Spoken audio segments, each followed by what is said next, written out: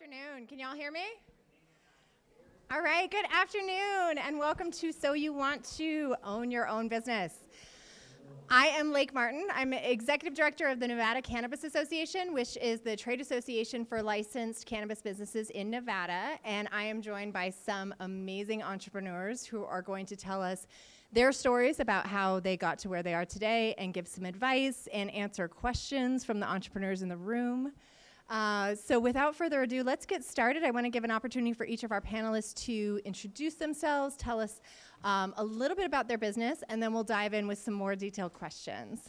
So, Check. Okay. Hi, everyone. My name's Melissa Flores Murray. I am the co-owner of Redbox Plus Dumpsters, Southwest Las Vegas. We are a waste management solution. We offer a 2-in-1 service that includes a dumpster with combined with 2 portable toilets.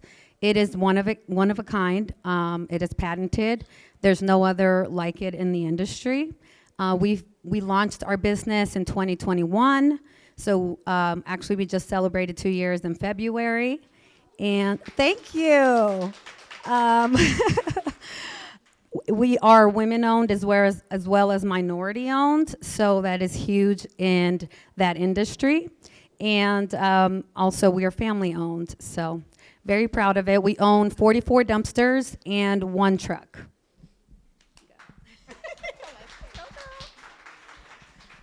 Good morning, afternoon.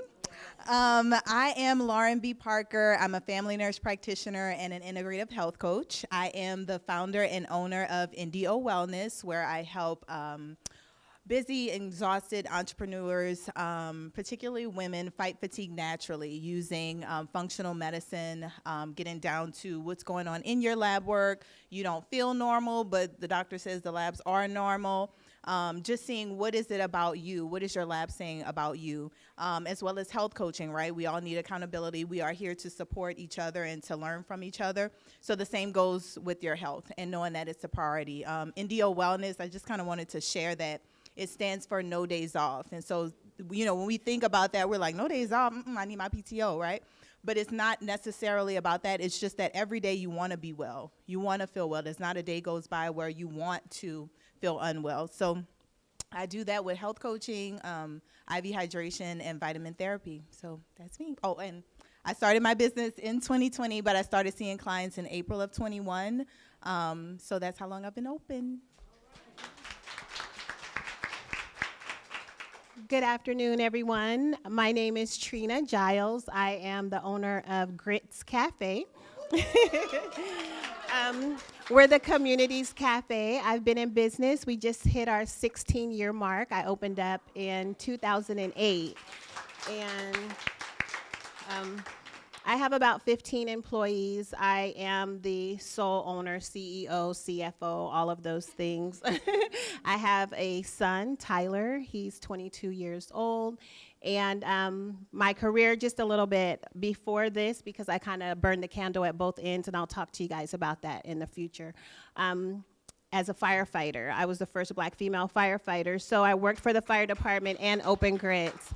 And so with a lot of women in here in non-traditional work environments, I just support you in that and encourage you to keep pushing until you can retire from that.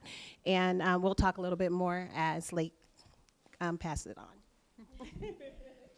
A restaurant that, I went to hotel and restaurant school at UNLV. Like, that's great success that a restaurant has lasted that long. That's a tough business to be in. Congratulations.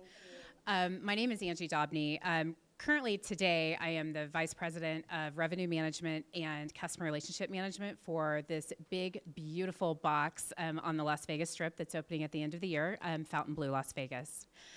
And you're probably asking, like, this is not my hotel. Why am I on an entrepreneur panel? I have several times in my career had my own consulting company. And revenue management, you're probably thinking, oh, she's like a numbers nerd. It's not that at all. It's actually all of the marketing and pricing to really understand what the demands are, to be able to maximize profit throughout the resort. And so I might comp my friend Amelia here to come into a room because I know she is a spa chick and that she's going to spend all the money in the spa, where I might, I'm sorry, I don't know your name, but where I might have you come in and there might be a discounted cash rate for you because I know that you're going to maybe not spend as much in the spa or on the gaming tables or whatever. So a lot of analytics and go into that. And then the customer relationship piece, and that's really understanding the buyer's behaviors and digging in and being able to then market to those customers. And so all of that I'm talking about, I've actually done this for myself, and I do still have my consulting company today. Unfortunately, I'm not able to focus on it as I'm opening up a brand new property. And so we can maybe talk a little bit about, I think, very different of, I've gone to both sides a few times and why that's happened, why I've been an entrepreneur, why I've decided to go work for someone else. And so I'm very excited to be here. I'm a UNLV grad, went to hotel school. I don't know what happened, but they actually asked me to come back to teach pricing and profit optimization. I was not the best student. So I was very shocked to see that. But what's really cool about UNLV is that when I went to college, I'm going to date myself, there were no classes to teach me what I do today. And I've just, along the way, really learned and been honest, because there were lots of times where I didn't necessarily have to be honest, especially if you guys remember Hard Rock back in the day and the rehab pool party. I was there for all of that. Same. Yeah, and so just what I've done in my career, and then why that's afforded me the opportunities to be an entrepreneur. But thanks for having me.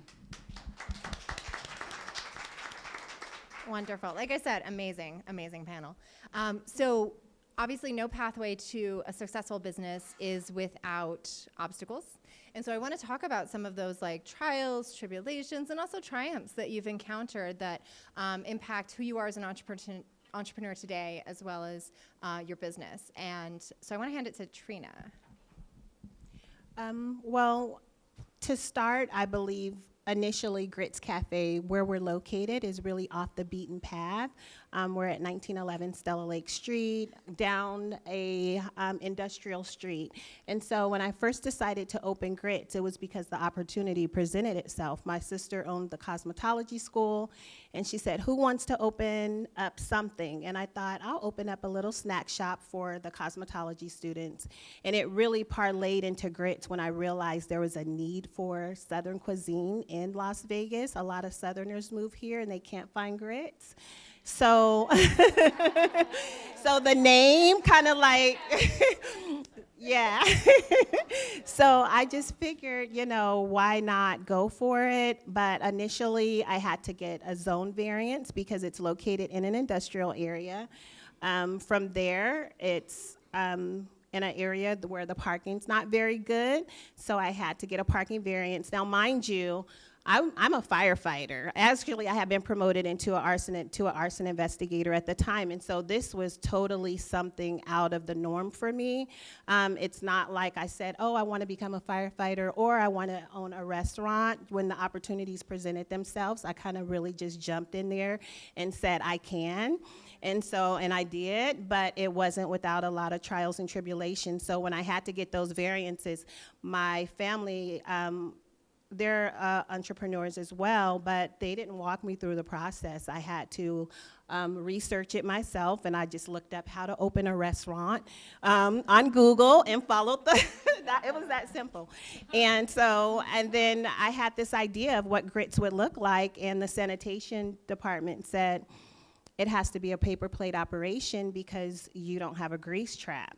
And I didn't have a place to put a grease trap. I didn't have the funds for it. And so initially I was very discouraged and didn't really want to open Gritz, but I had put it on paper in November 2005 and thought, here we are at the end of the road. I can't give up now. And so we opened up as a paper plate operation, and we got a lot of pushback from that, but the food really made up for it. And so people didn't push back too long once the food was good and consistent. And then from there, it just was balancing my career at the fire department and balancing all of the shifts that took place. I opened in 2008, so I had to make sure that I used my own capital because nobody believed in restaurants at the time. Nobody believed in anything because all of the housing market was crashing. And I just took a leap of faith. So I invested in the brand, but I believed it would become an awesome brand that it is today because I knew I would put the hard work in to make that happen. And so what it taught me about trials and tribulations is that really they are going to come. Like the pandemic shifted my whole world. I was crying on Facebook for my customers to bring me grits because people were buying out all of the grits because we were in a frenzy of just goods and services at the time. And I didn't think grits was very essential because I come from, I'm like, I can sit at home as long as, the governor says I can, but because I'm thinking essential is fire service, that's essential, medical, hospital. And then I realized, okay, I guess we are essential to a certain degree, but we couldn't find goods during that time. So it taught me how to pivot and to become adaptable to change. And with my staff, it taught me really patience and understanding with them and also myself. So just a few things that it takes really to be a successful business owner, but also to, number one, is when you come into those obstacles in the very beginning that kind of push you off a track of where you're going, just take a step back and say, okay, is this like a deal breaker? And if not, then push forward and you can really kind of adjust now because now we're full service with full plates and everything else, so. All right, yes. Thank you. You're welcome. I'm doing your job. I think as a business owner, you're constantly on a learning curve. Being in the waste industry, it was very new for us, for my husband and I, who we opened together. We've had to learn the industry, what it needs, what it requires, the niche, right? Where's our perfect customer? And we've navigated that. I know Trina just mentioned how it was tough during the pandemic. We actually opened during the pandemic, and so we were very brave for doing that. But we believed in it. We believed in the product that we were offering, and so we went ahead and just launched. It was very slow at the beginning. We weren't familiar with the pricing models that other companies offered. We got to know who the big players were really early on. And we realized a big downfall to our small company in comparison to the larger dumpster rental companies, which are, Republic Services, Western Elite.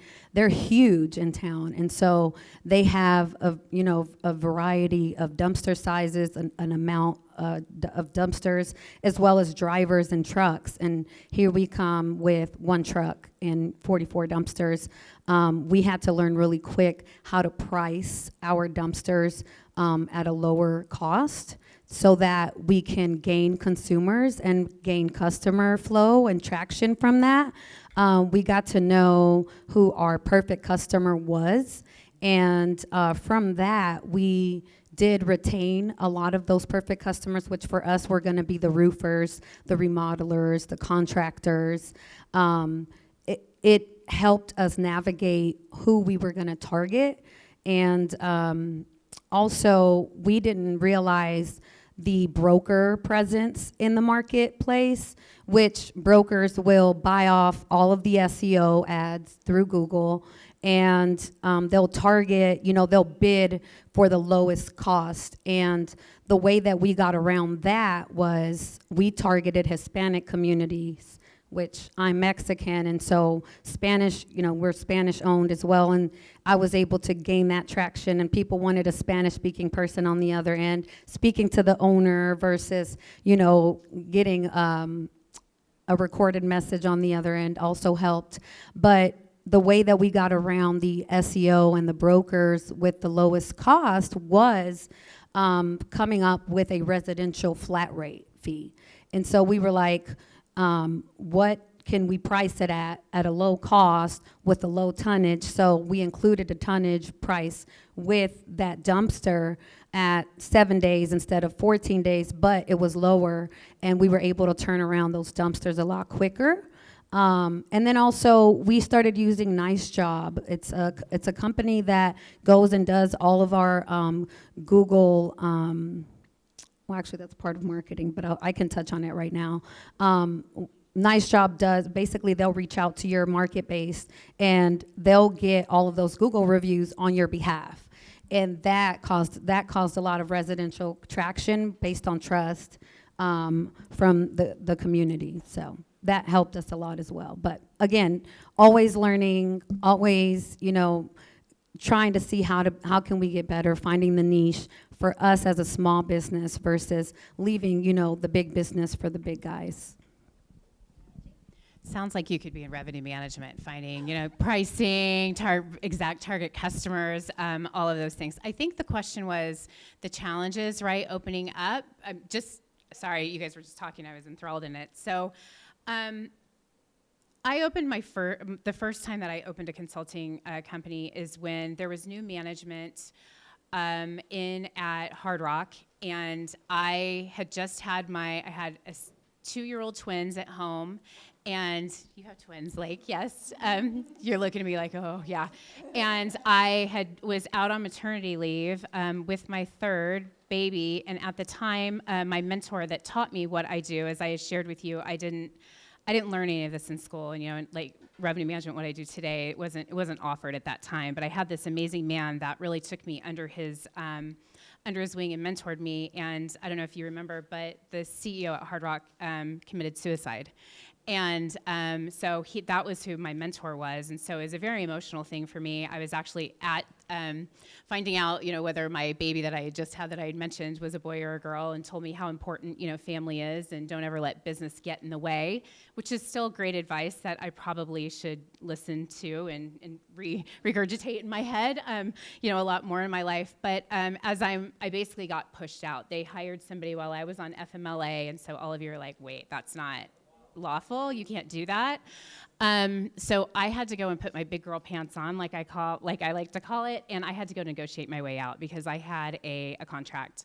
I was scared to death of this man. He was just a big bully at the time, but I did, and I did it. And so as luck would have it, as I'm emptying out, and I was the first person to apply these types of revenue management and pricing principles to that craziness that was Hard Rock back in those days. And we were very, very profitable and made a ton of money and profit in that building from all aspects. And as I'm carrying everything out, and I'm just in tears because I had been there for, put my everything into this establishment for 6.5 years, my phone rings. And I'm like, really? My hands are full. What's going on? And it was a girlfriend of mine that was like, hey, I need some help. We have this huge casino in Atlantic City that needs some revenue management help. Can you just jump on a call with me?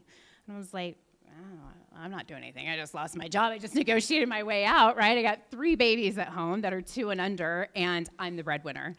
So just out of really necessity and luck, it just kind of fell in my lap that guess what? Now I'm consulting. That rolled into that, and so I guess my struggle with that, one, I had obviously lots of personal things with 3 babies at home, right, and being the breadwinner and having to figure out and that necessity, but I lacked confidence in that, and I think that the casino industry is very heavy in men, right? It's definitely a man's world, and here I was coming in and telling people how to run their business, and the old pit bosses and everything basically saying, listen, sweetheart, sit down. You don't need to tell me how to run my business. I've been doing this for a long time. And I'm like, well, actually. And so I killed them with numbers. I said, let's do it your way, and then let's try it my way, and let's see who wins here. And so I made it a game. I killed it with numbers, and I won. And we knew we would, right? And so I got that reputation, which was so great. But what happened then, from a consulting aspect, people started, to hear about it. And we were killing it at Hard Rock. Peter Morton ended up selling that building for $770 million, and just unheard of. And but all of the business just started coming from word of mouth that, hey, Angie's out here and she's doing this, which is so great. And for me, but my challenge was confidence, right? Because I'd been told, sit down, you don't need to do this. And yes, I won. But I was also making a lot of the men at the top a lot of money. And as I'm saying that, I'm like, yeah, I'm working in a casino again today, and like, look at me now. But I'm really, this casino is special. I'm very, very special. But I think my biggest challenge was confidence, and just because of over all of the time of really knowing that, hey, I got this. I've been successful with this, and really just living in that space of knowing, okay, I kicked ass right here, and being able to recognize that, I think that's what was most important for me, to really come out of the shell and be successful then with the consulting side. That's excellent. Lauren, now, I wanted to ask, what personal, professional, educational programming, like what did you complete prior to opening your business that you would recommend? That's good. Thank you for that question.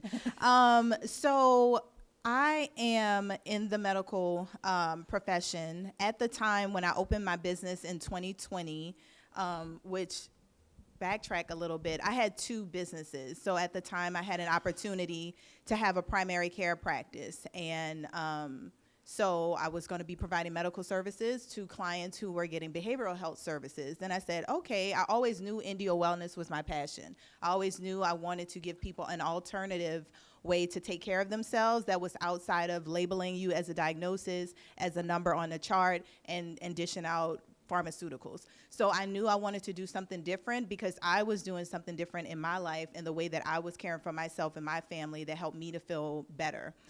So at the time, I opened up my primary care practice. I established Indio Wellness, but because I was trying to get the primary care practice off the ground, I didn't start seeing my clients until April of 2021.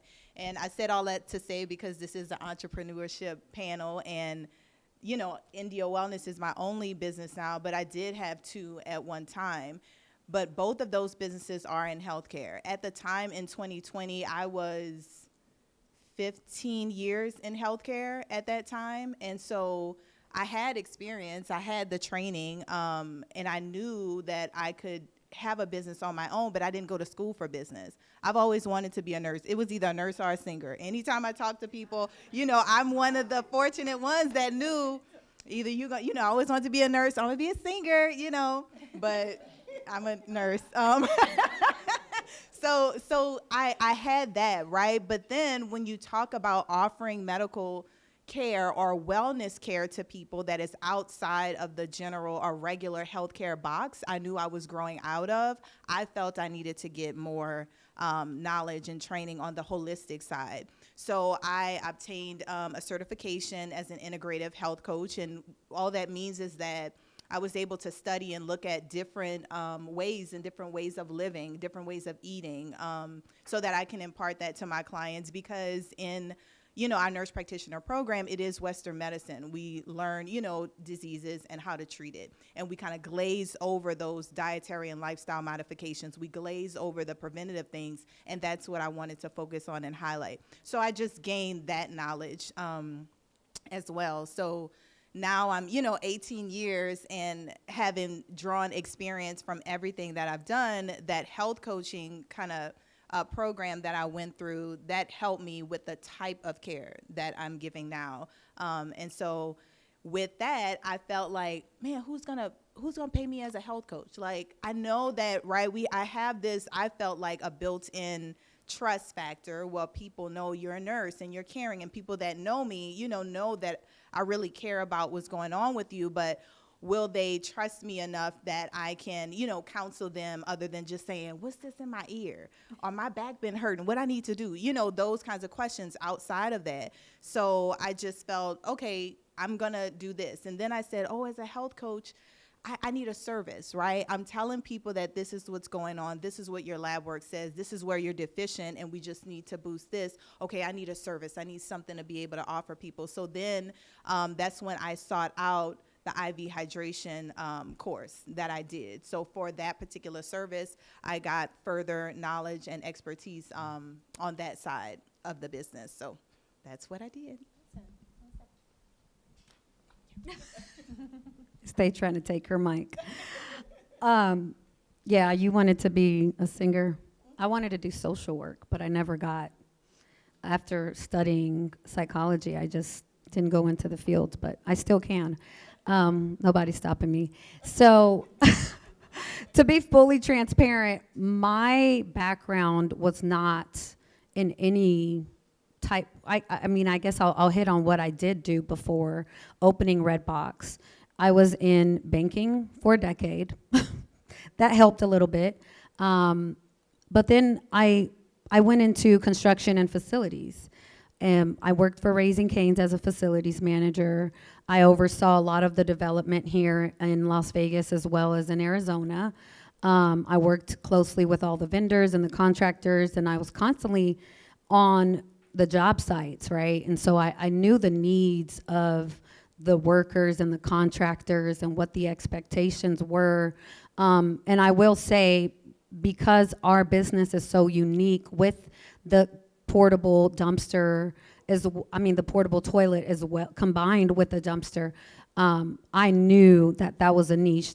You know, I'd never seen that. And because I oversaw in facilities the ordering and the vendor, requirements and having to put in those orders, I knew that it would help the work, the workers' job site.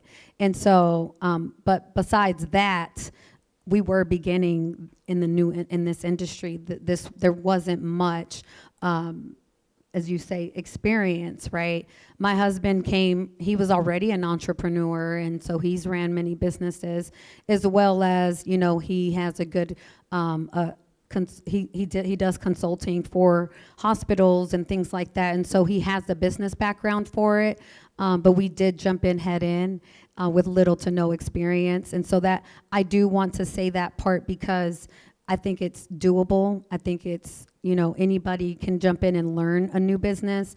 We're still in the process of getting to know our customers and getting to know our clients and what's needed out in the field. But besides that, there was not much to go off of.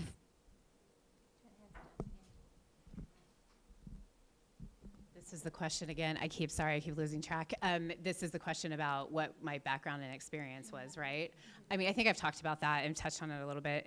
I went to hotel school at UNLV and was working on the Strip graveyard while I went to school during the day. So I still partied and made all of the relationships too. So burning the candle at both ends. I talked about that.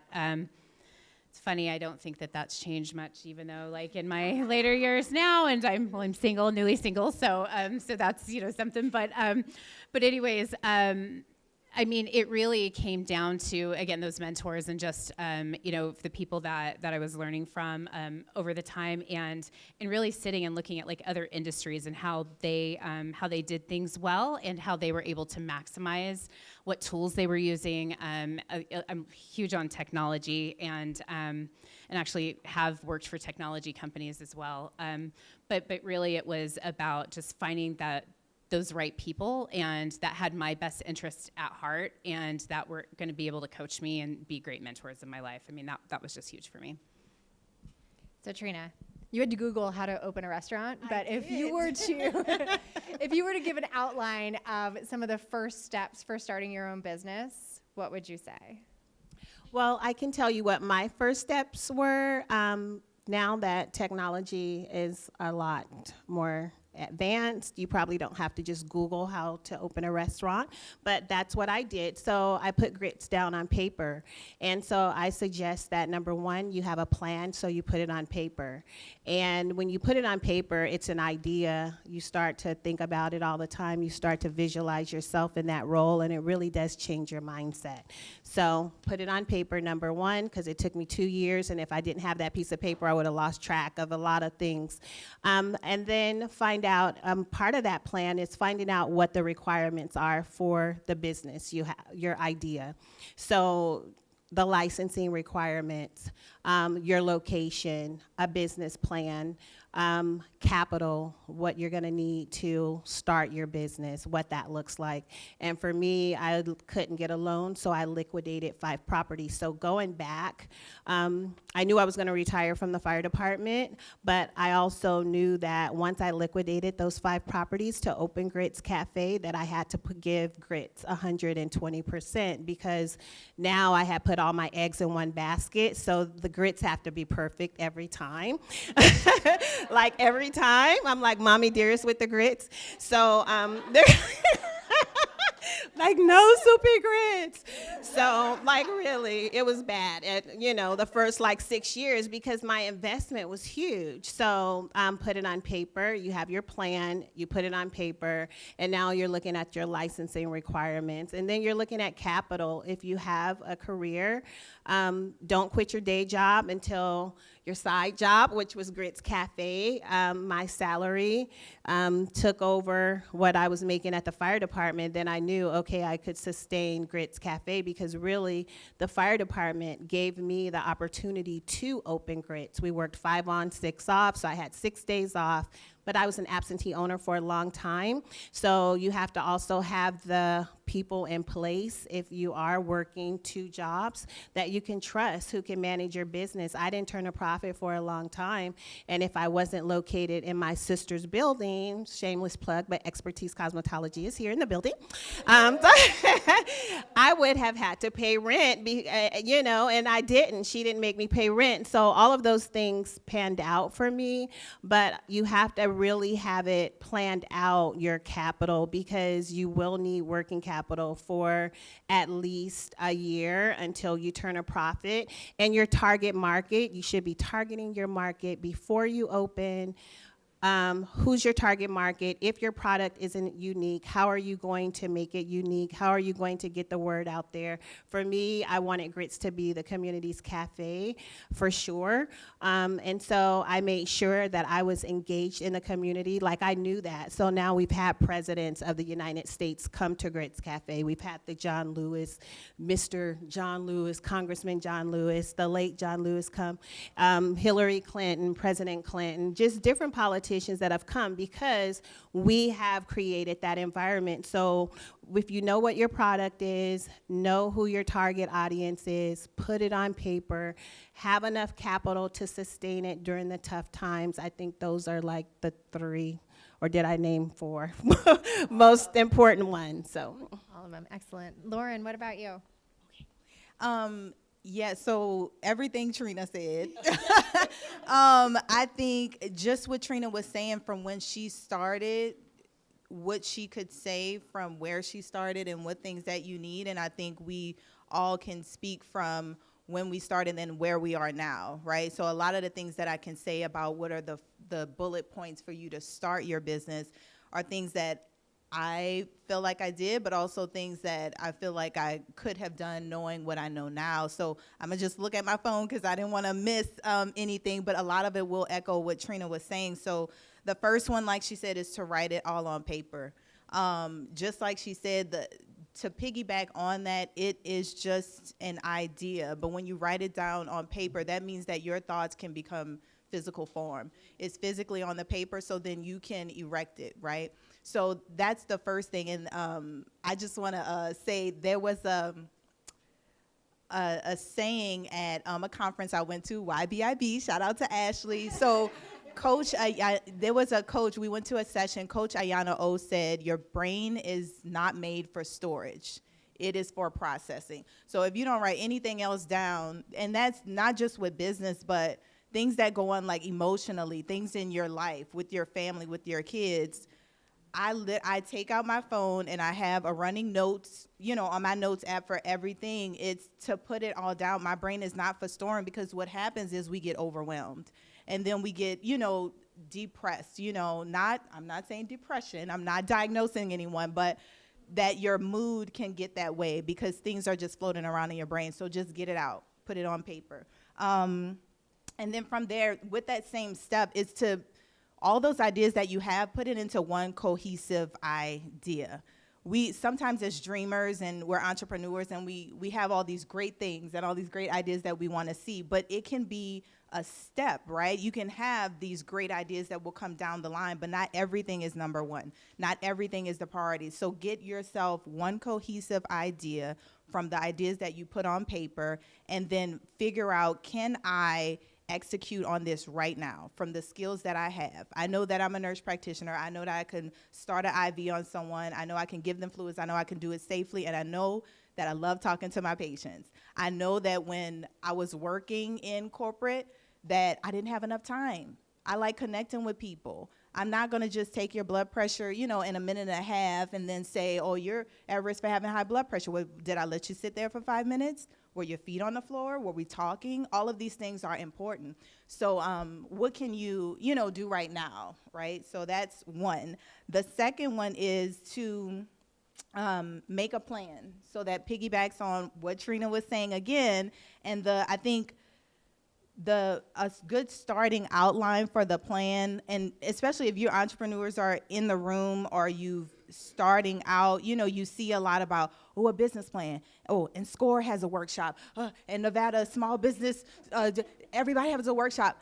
It's not just about that, but for you, similar to that same piece of paper you have, that outline, for me, a good one, these overarching things is financial, marketing, and operational. Because I think everything that I've done, I have to consider, like Trina said, do I have enough capital to even start this? I was working full time. I knew I wanted to open my business, so what did I do? I found a position that I can go to part-time in my corporate, right? I have a husband and 3 kids, so I had someone who was able to then become, the breadwinner and to support us. So that's my situation, but it may not be yours. So are you saving? Are you making a plan? I went from part-time, then to as needed, and then Southwest Medical closed all the convenient cares, and that's where I was working. And then I was like, okay, God, because he pushed me off the porch when they closed those clinics. So then I had to go 100% into my business. So financially, do I have enough? What would it take for this business to be successful over this next 6 months to a year while I'm getting it off the ground? That's all in financial. Marketing. Like Melissa said, who is my target audience? I need to start building connections now to get in front of those people so that they know, oh, well, she does this, get in that notoriety, and people will know you for that and who you can help. That's very important, even before starting the business, like Trina said. And then operationally, I have 1,000 hats because I'm a solopreneur, right? So I am the CFO, I'm the CEO, I take out the trash, I order the stuff. I'm doing everything. So operationally, what can I handle? How much can I handle? For how long can I do that? So just consider it. And I have a family. I have 3 kids, and it's a lot.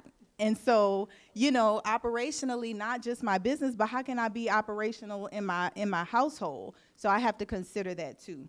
The third thing is be introspective. Like, we have to do an audit on ourselves, on what we know and what we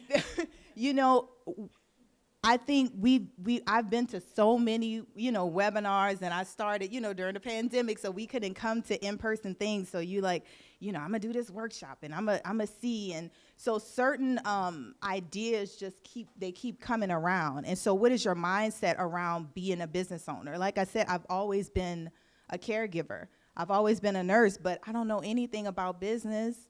And as a woman, I'm very emotional. I'm very compassionate, but I have to learn how to negotiate things, and you got to take the feeling out of that. So be introspective to know, what is your mindset around money? Sandra just said it during lunch, where she felt like she wasn't making enough. I felt like she was speaking right into myself, because how am I going to talk to people about financial planning and what that looks like? And yes, I want to be able to be successful in my business, but I don't even have enough, I feel like, to be spreading it out in a bunch of pots right now. So what is my mindset, around being a business owner and how I can see this happen?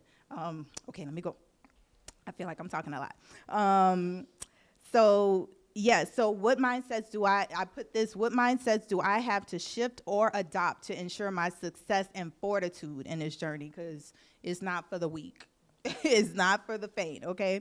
And then The last one is to seek support. You're gonna need it.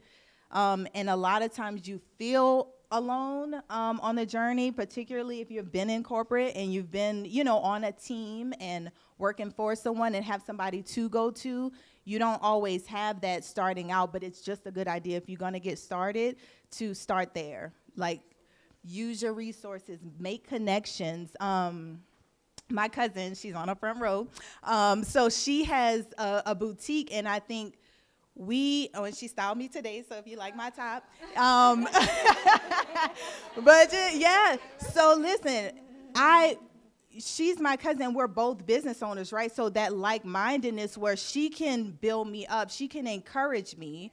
And I also have mentors who are in the same type of business, but who've been doing it for a long time to, encourage me on the journey, because it's peaks and it's valleys. And so that's really important, is just to, the technical things, right? The things that we can do and plan out, the practical things, but then also it's the mindset and it's the mood and it's the people around you that, that will help. So you start there, right? These are things just to start. So that's what I would say. That's excellent advice. Angie, okay, knowing what you know now, Yes. what would you have done differently starting out? I think that I wouldn't be as scared, knowing what I know now. Me being scared actually has a lot to do with like why I'm in a hotel again, like working for somebody. Although let me just tell you, this hotel is like a large luxury resort, 3,700 rooms, 30 restaurants. I mean, all the things, everyone. And so it's really going to be something special. And I've always wanted to have, it's been a goal of mine to open a new property on the Las Vegas Strip. So, but it's absolutely gorgeous. But I think not being as scared as I was, but it was the breadwinner, the 3 kids, and in making sure that just knowing that if I pick up the phone, the next check's going to come. I just need to let people know that, hey, guess what? I'm available.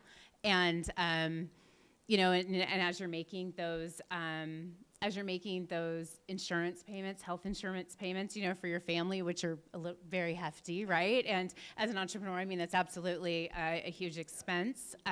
Just knowing that, it's all gonna come, and having the confidence in that, and finding the people, and aligning myself with great people. Actually, Zach Conine was somebody that I aligned myself with very early. He had like a side consulting company and asked me if I would be the revenue management arm on that. And absolutely, why wouldn't I do that? I mean, it was like this whole team of like these very, very smart, Zach's from the marketing side in the casino industry. And, but yeah, I think aligning myself with more people and knowing that I'm not all things to all people, and actually knowing how to say no as well to those projects that don't serve me. I will tell you, I still have a hard time with that though. Honestly, I got a call today. Silverton wants me to come and revamp. They're relaunching their room product there. And while yes, I would absolutely love that paycheck, but that's not what's most important to me, and that's actually not going to serve me as I'm focused on other things right now. So being able to say no and knowing what the right things are for me, and because that's gonna show up in every aspect of my life. So That's great. I have also aligned myself with Zach Conine. that's what I hear. Yes, that's what I hear. Yes. Did you know that she's married to Zach? Did you guys know that? Yes. Yeah. Tell everybody. No. Yes. We love you for loving him. Lauren, did you have something you want to add to that? I think that was really good, Angie. Like what you said about learning to say no, I just wanted to comment on that, because just what I was talking about with the planning, at a point where, the revenue, just like the entrepreneurship journey is like this, the revenue can be like this. And you have to be able to be a self-starter. You have to be able to be someone that's going to keep going and keep doing, even though you don't see it right away. So sometimes when you get to that point and you're like, I don't have anything coming in, and you're like, oh, this is an opportunity, let me take it because it's money, but does it align with what you're trying to do, with your brand, with your value? For me, a lot of nurse practitioners and practices, wellness practices are making money from weight loss programs that, use some pharmaceutical medications. I'm not knocking any of that. What I'm saying is they make money. They make a lot of money, and it would be easy for me, right? I'm a prescriber in the state of Nevada. I have independent practice, so I don't require a doctor to collaborate with me or to say, you can go forth and do your business. But that doesn't align with how I'm trying to encourage people to be healthy and to lose weight the natural way and not using, medication. So if I was really, wanting to say yes, because financially, yeah, I can, that's easy, but it just doesn't align. So that, I just felt that was really good. We talked a little bit about this, about like finding your target audience and how you're reaching out to them. And so, Melissa, let's start with you. Like, what are some conventional or unconventional methods that you have used to market your business? And anyone else who wants to jump in, free. Oh man, we went straight conventional, like blueprint marketing, because we knew nothing and we knew nobody. So marketing for us was very strategic. First of all, I do want to mention how we came about deciding on opening Redbox, because that's very important. We met with the franchise consultant. We put together what our strengths and weaknesses were between my husband and I. We wanted to open a family-owned business so that our kids, could see this through, and that our children could do the same. And they were motivated through us, right, and encouraged. But in marketing, we found it very tough to find the right customer. And this is how we got to the right customer. We went business to business. So we're face to face, door knocking. We were carrying the equipment with us, the product with us, and modeling it for, the other owners, the contractor owners and the roofer owners. And a lot of them said no. They were already doing business elsewhere, and they were happy with the service. Those who weren't opened the doors to us. They walked outside with us. They saw our product. Many of them, jumped on board. We provided another way of marketing for us was providing, the better discounted rate at the beginning, so that in turn we could turn around and now are able to raise the price and be, with the market. But a lot of our marketing was mostly business to business. Again, SEO, marketing to residential customers, Hispanic customers, those things helped a lot until we received, the notoriety from the Google ads or the Google, what was it? No, not Yelp. Yelp didn't work for us. We tried Yelp, huh? Yes, our Google reviews, and everyone wants to call in once they see a good review on Google. And so that helped a lot. Unfortunately for us, not social media, most of our customers they don't have a high presence on social media. We do have a social media platform on Instagram, and then corporate, they take over Facebook for us. They do, a lot of campaigns during holidays and things like that. But we don't necessarily get customers from social media, because they're consumers, and our consumers, they don't buy our product, which is a dumpster rental on on Instagram. We just put out information to be helpful, tips and such.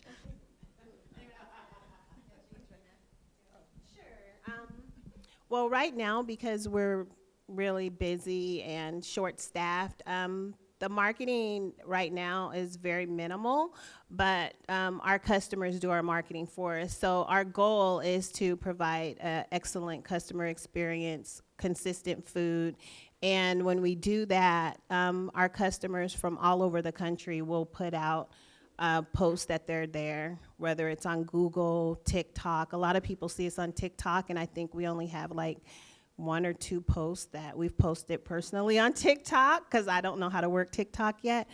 I put out a little bit on IG, which is Instagram, but a lot of people really promote for us, and so I think word of mouth is the best form of marketing by far.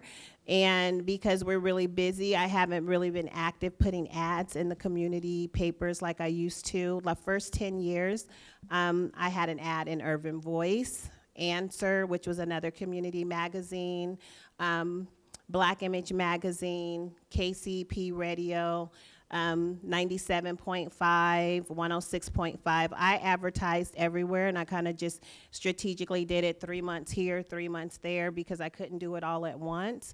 But now that we have a loyal following, we let the customers do our advertising for us, and once I'm able to expand or franchise, which that's the goal, then we'll pick back up on advertising and marketing quite a bit. So I am told that we need to leave room for questions, and I'm sure you do have questions, so it's all yours, and I'll go around with the microphone, so just let me know. I saw you up here first, so let me. Thank you. Great presentation, ladies. Hi, Trina. She's my superwoman. So I'm a small business owner as well, and for me, I always have to have bail for my board of directors. And for me, my bail is my banker, my accountant, my insurance, and my lawyer. So I said bail. They're my board of directors. For those of us that are looking at starting a new business or emerging leaders who are looking at aspiring to new business, what would you say the importance of having bail when starting your business? That's your banker, your accountant, your insurance, and lawyer, BAIL. I'll answer that, because initially I didn't have a lawyer, but I do have a lawyer. But I do have bail. So banker is a community banker that we do business with, Bank of Nevada. It's a local bank. I'm a member of the Urban Chamber of Commerce, and so I like to make sure that I'm banking with somebody that I actually know, so that if I do need a loan, I'll be able to go, and they know me personally and know that I've done the hard work. Accountant, it was a friend of the family, but now I actually use a firm that does the accounting, and he's also my tax guy. And I can tell you what happened when I didn't do that. So initially, when I didn't start off with an accountant tracking everything and making sure all of my books were in a row, when it was time for me to, if I wanted to apply for capital, I wasn't able to balance the books, and I didn't have the time to do it. So I suggest that as a new business, you hire an accountant right away. And then what was the I? Insurance. Well, it was mandatory for us to have insurance, liability insurance, in case someone gets sick.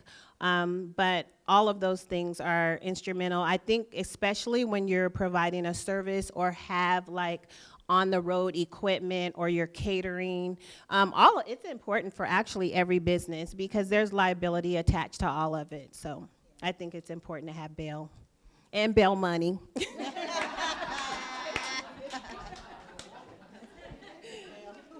I just want to say thank you for sharing all of your expertise and experience with us. And I had a comment for you, Trina. I moved here from Alaska, and my mom called me and said, there's this place in Las Vegas you got to go eat at called Gritz. I've been here for 5 years, and I had never heard of it. I didn't hear. I got a phone call from Alaska to come check you out, and I went. I've been. It's excellent. Yes.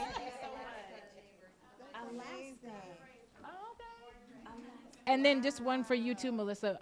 When I saw Redbox, I was thinking about the movie Redbox thing. So was there any issue with your name versus that name already being out there as Redbox? No, my family thought it was the DVD as well. I'm like, we're not selling DVDs. Jesus, you can download all of that online. No. It's franchise owned, so no, they have the rights to the name, and there's a plus behind it. So you got the Redbox Plus logo. So yeah, we didn't have any issues, but yeah, everybody thought the same thing. Hi, thank you. I took a page of notes, so I appreciate you guys being up there on the panel, or you ladies, not guys, ladies. My question is for scaling. If you're a solopreneur or maybe you started off small, how do you go from small to having the mindset or the structure to scale your business and maybe hire someone or make it a little bit bigger? Ooh, so I haven't scaled. Like I said, I'm a solopreneur. I opened a couple years ago. I don't have any employees right now. Like she mentioned, your name, Joanne? Joe, she said about bail, like right now, like I started out and bits and pieces, right? And I just had Bay at one time. I just had BAI. And so then, then I had Bay because we need insurance for sure. You got to have a bank, get your EIN, establish your business, get your bank, get official. Don't be, buying stuff in your personal bank account. So I knew that, and then get an account, and you're like, all right, I'm a business owner. So, but the lawyer piece, that was, really important. And so getting all that as a solopreneur, I'm like, okay, I got to get all my systems in place. And then when you talk about scaling, then the first step is hiring someone. So I have a nurse that's now coming on to help when I go and do big group things. So I can't speak to the scale part of it right now, but just having your systems in place, I think, is the first thing to be able to scale. You have to have it down pat to where you be able to bring whoever's coming in, that you can train them, and it's like you're cloning yourself. So I know that would be the first step to scaling. Just quickly on the scaling part, because Gritz, we're at that place where it's time to scale. Year 16, we are doing very well. Staffing's an issue. There are all these issues, but I don't want to work as hard as I'm working right now. So I realize I have to franchise and what that looks like. And so it's having manual of operations, recipe books, and really now setting aside money to hire a company to come in and get us franchise ready. So sometimes scaling won't fall on one person's shoulders. I had somebody helping me with the manual of operations, the recipe book. But it's really detailed when you're franchising, and I want it to be really cookie cutter for somebody to come in and put a Gritz Café in Summerlin, in Southern Highlands, and eventually sit back for me and just collect that the royalties off that. Like, that's the goal. So. So, and every time I speak it, and every time you speak your goals into existence, just know that they're gonna happen. So when it comes to scaling for a restaurant industry, I don't have a blueprint from a soul food standpoint, because it's really a difficult type of food to perfect, in a sense. But I was told by a guy who's in my CEO Academy, who's running a CEO Academy that I'm attached to. Hi, Ronnie, I see you. But so I was told, he said, it doesn't matter what type of food, you're just looking for the blueprint on how to duplicate your product. And that's what I'm working on now mentally, like what that looks like. So scaling is sometimes hard depending on the type of business, but I think that when you get to a point where you have, you cannot meet the needs of your customer, it's time to scale, and we can't meet the needs of our customer. A 2-hour wait to me is unacceptable, and I'm thankful for that, but for me, we're losing money because of that, because people just can't wait 2 hours to eat. Hi. Look, I'm just passive. Thank you for taking the time to speak to us all today. How do you recommend entrepreneurs find investors to grow capital and to grow your business? I haven't had any investors up until this point. I think what I mentioned before about SCORE and the Nevada Small Business Development Center and those different places, they often have workshops where they can identify different investors, and a lot of times it is also with the banks so that you can secure loans and know what banks to go after at what point in the business should you go out to do that. And I think it also depends on the industry that you're into. Yeah, because in healthcare, like my practice, for example, I I likely would look for an investor, someone who is maybe already in healthcare, or they have a practice and they want to invest in my business because they know that they would see a return on their investment, but they're already in healthcare. And I'm not looking for like this big company, right? But it depends, because a lot of people in tech that develop different things in tech, they're looking for large investments, and it's a huge payoff, but that person has to have the vision. So that's what I would say about it. We have heavy equipment loans, right? We're backed by banks. So I would say we had a hard time securing those loans. A lot of those banks require to put your home on the line, or, other properties behind that equipment loan. I would say, oh, you got the stop sign, girl. We. But just to quickly, I will say we went and found banks that we had to show paperwork of what was the expected revenue, right? And so it's a business plan, as she spoke to earlier, and say, this is the expected revenue, this is how I can pay you back, and just showing proof of that. But again, it depends on the scope of business that you're looking to go into. Many banks are, I believe Sandra spoke on it, or Michelle spoke on it from Wells Fargo. They're backing a lot of women-owned businesses right now. And so I would encourage you to go into your local, anybody who you've already banked with for many years. I opened my first bank account with Bank of America at the age of 18 when I was at UNLV, that one next door to UNLV. And yeah, I've had it since '04. The picture on my debit card. I can walk in there and possibly get a loan because I've been a customer of theirs for many years. And so I would just encourage you to walk into your local bank to ask those questions. We had a lot of backing from corporate, that they would refer us to the banks that could help us with those equipment loans. So we are out of time. So if you have an additional question, we didn't get to your question, please feel free and come up and talk to our panelists directly. And please join me in thanking our panelists for this wonderful.